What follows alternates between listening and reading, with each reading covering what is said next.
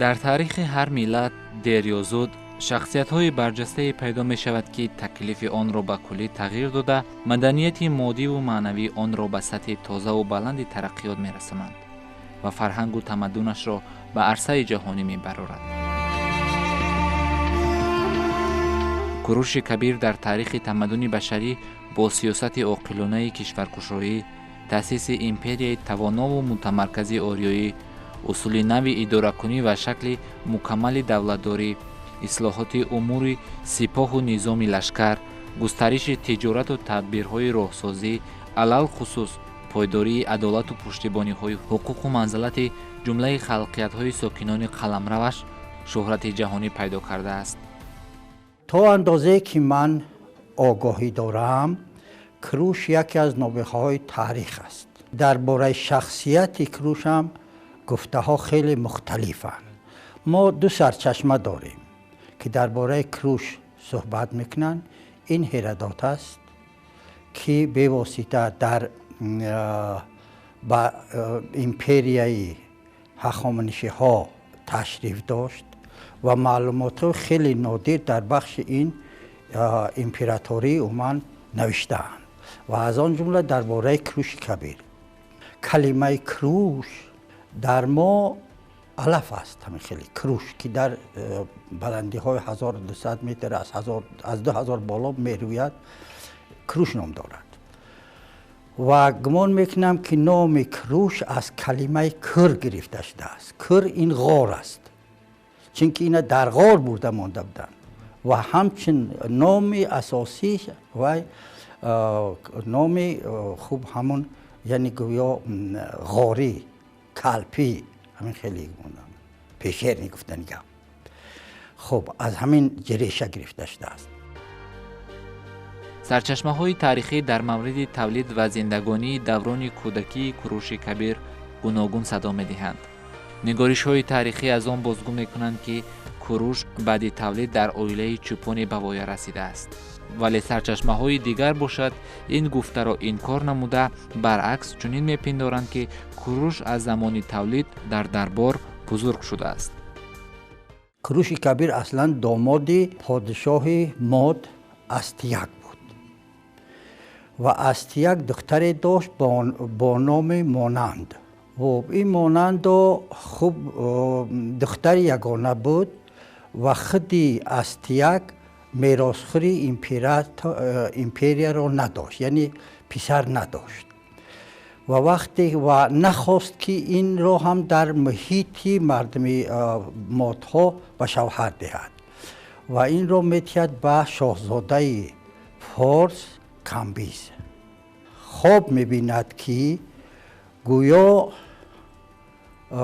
نفر همین آدم را از تخت به تخت میکند خیر و بنابر این تعبیل خوابش را و خوابینان یعنی نفرهایی که با همین رمال آمد تعبیل خوابش میگویند که یکی از نفری مثال نزدیکانی مثال شما را از تخت به تخت میکند.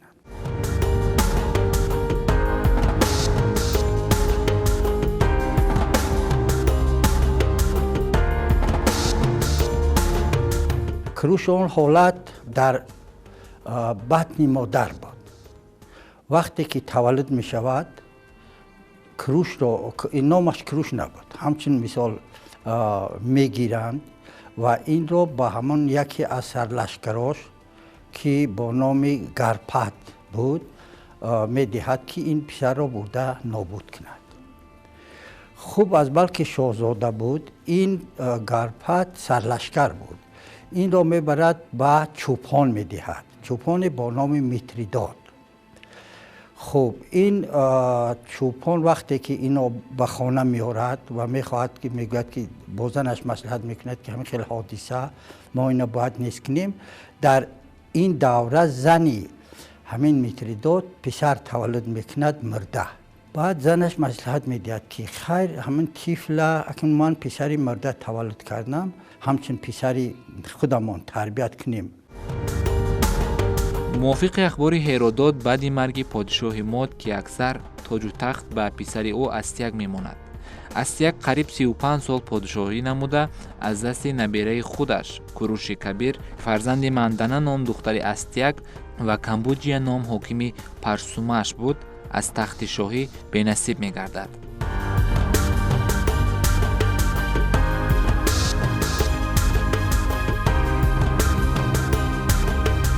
Куруши Кабир соли 550 то мелод худро ба ҷои бобояш Астяк расман подшоҳи мод эълон мекунад ва аз он замон оғоз мегардад давраи салтанати Куруши Кабир ҳамчун як ҳокими одилу оқилу доно ва тамаддунпарвар.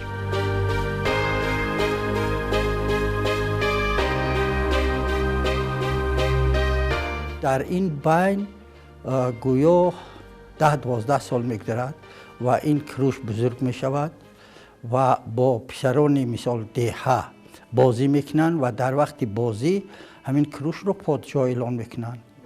вақте ки подшоҳ эълон мекунанд, бачаҳо як нафар ки аз хонаводаи бисёр давлатманд буд итоат намекунад ва инро ҷазо таъин мекунад, яъне чӯб даста мезананд.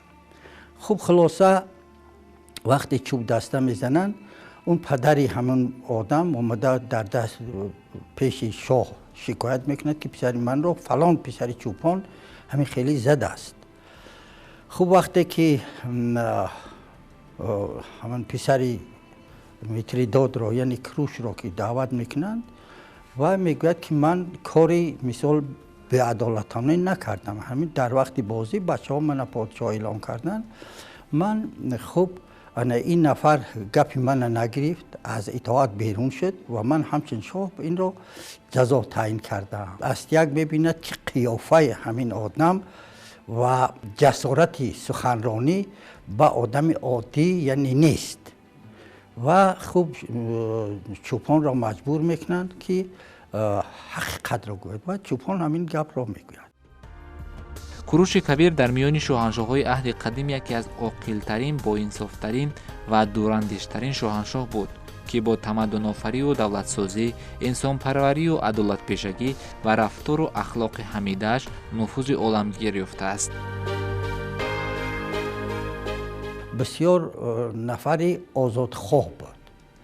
آزادخواهی کروش را خوب بسیار وقتی که بابل میگیرد اعلامیه چی میکند و اعلامیه کروش من گمان میکنم پیش از همه از عقاید زردوشت برمی آید، از عقاید زردوشتیه، یعنی در آیین زردوشتیه آزادی است، آزادی انتخاب دین و آیین و همین رو شاید که از همین لحاظ وقتی که اسیران زیاد رو در بابل آزاد کرد که سالها در دستی مثال شاه بابل بودن عذاب میکشیدن، غلام بودن، یعنی شاید که از همین لحاظ آزادی عقاید اجدادی رو به نوبت گرفته، همین اعلانیه رو برای ایمپریای خودش چی میکند که همه مردم باید در اعتقاد دینی برابرن، کاملا آزادند. کوروش کبیر در دوران حکمرانیش لشکرکشی‌های زیاد نموده است، ولی از سرچشمه‌ها عیان می‌گردد که قسمت زیادی این ضبط‌کاری‌ها بدون جنگ و خونریزی‌ها به انجام می‌رسید. واقعیت تاریخی تصدیق می‌کند که کوروش کبیر بعدی بر ضد شاه ماد استیاق قیام نمودند و او را مغلوب ساختند و استوار نمودن اقتدار دولت فارس کوشیده تقریبا سالهای 547-546 تا میلاد در اول پارفیا، گرکانیا، لیدیا و دولت‌های یونانی آسیای خرد را ضبط می‌کند. سپس برای بهتر نمودن مرزهای شمال و شرقی قلمرو فارس تقریبا سالهای 545-540 تا میلاد، یعنی در دوامی بیشتر از 5 سال به حدودهای مرغیان، خوارزم، سوخت و باختر لشکر می‌کشد.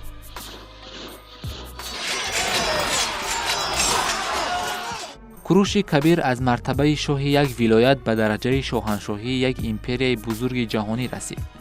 اما برای به این مرتبه رسیدن او سعی و کوشش و جد و جهد زیادی کرد و مانع‌های زیادی را از سر راه خود برطرف نمود. او از روزهای اولی به سر حاکمیت آمدنش به مستحکم کردن حاکمیت مرکزی و پرقوت کردن ارتش خود شروع کرده است.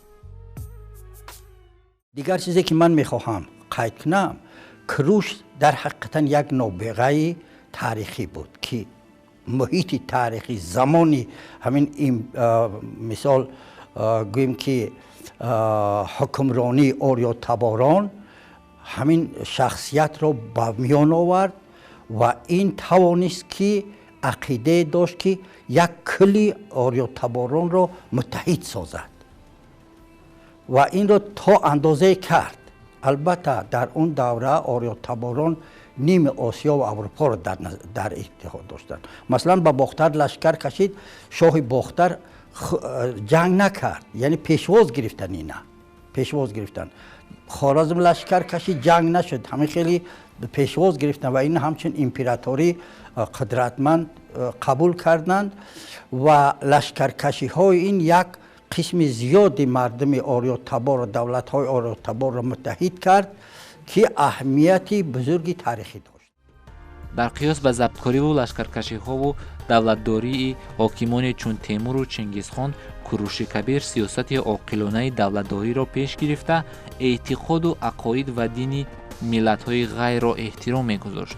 او به هر کشوری که میرفت مذهب های مختلف را به رسمیت میشناخت، خود را جانشین قانونی پادشاهان بوم اعلان می داشت و از روی رسم و رسوم آنها پادشاهی را میپذیرفت. در مسئله لشکرکشی هاش با آسیای میانه، در مسئله که گویا گیرداد می نویسد که تومیریس این را کشت و سرش را در خلطه خون چی کرد که تا مثال از خون سیر شود، همچنین خونخوار اینا چی میکنند. خب در کروشنامه این گپ ها نیستند، و از روی منطق هم که کروش مثلا که 73 مردم غیر تبار آریایی رو در زیر دولتش داشت و در همه جا این رو همچنین شاهی با عدالت پیشواز میگرفت، با یکان عرف و عادت محلی سر کار نداشت، با دین و آیین سر کار نداشت. از همین لحاظ مظلومان مخصوصا کروش رو خیلی با احترام داشتن.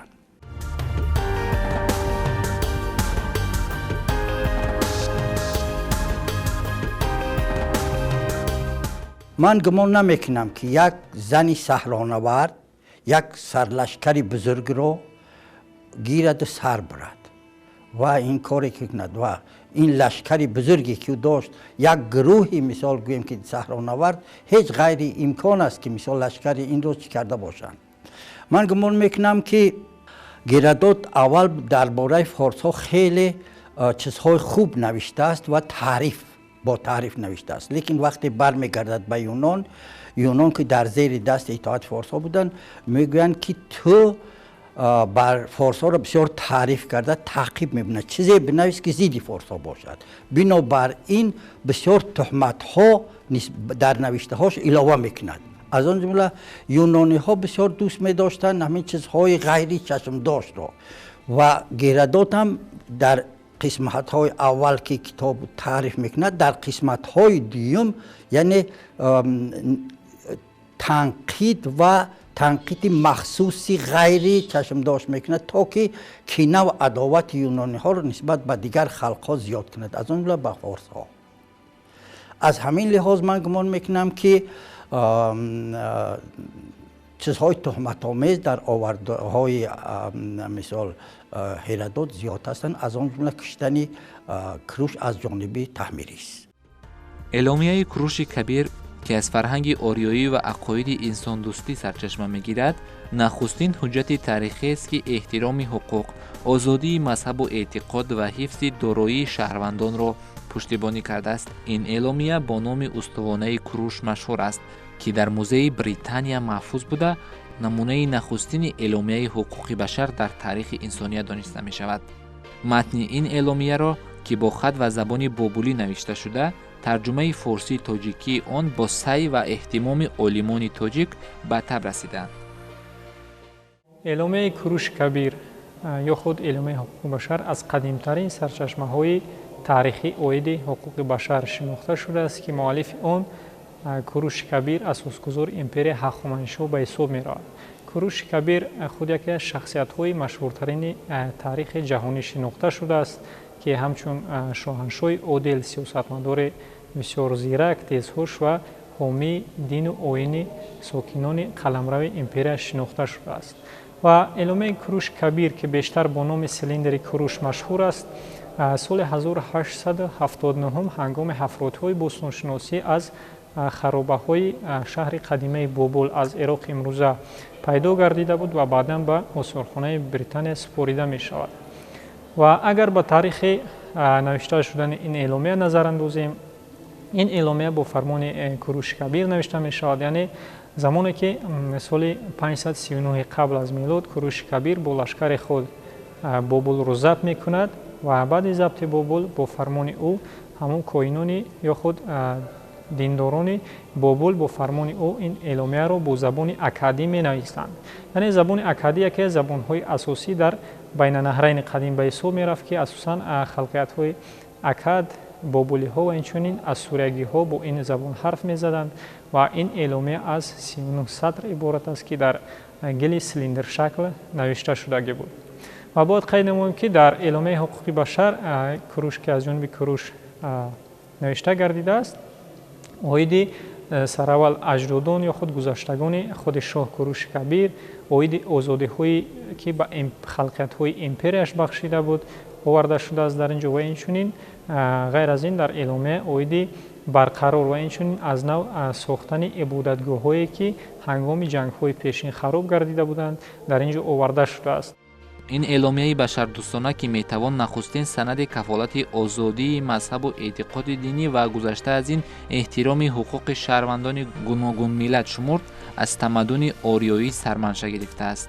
همچنین برای شناسایی و آگاهی یافتن از شخصیت کوروش کبیر، حکمرانی و سلطنت او، نسخه اعلامیه کوروش کبیر در آثارخانه‌های جهان از جمله در گوشه از آثارخانه ملی تاجیکستان که بخشیده شده است به دوران موجودیت اولین دولتداری تاجیکان دولت هخامنشی‌ها و حکمرانی کوروش کبیر به نمایش گذاشته شده است. در بنای اساسی سازمان ملل متحد که در شهر نیویورک است، اینچنین نسخه این اعلامیه وجود دارد و مضمون این اعلامیه باشد با زبان‌های اساسی که در این سازمان با نفوذ جهانی قبول شدن با این زبان‌ها نیز ترجمه گردیده است. و در آثارخانه ملی تاجیکستان نیز البته گوشه مخصوص داریم که به یادگاری‌های امپریا هخامنشی بخشیده شده است و در اینجا تماشابینان می‌توانند هم عاید دولتداری و شخصیت کوروش کبیر و اینچنین عاید اعلامیه او که هم نسخه اش هم مضمون این اعلامیه در اینجا است از نزدیک شناس شوند.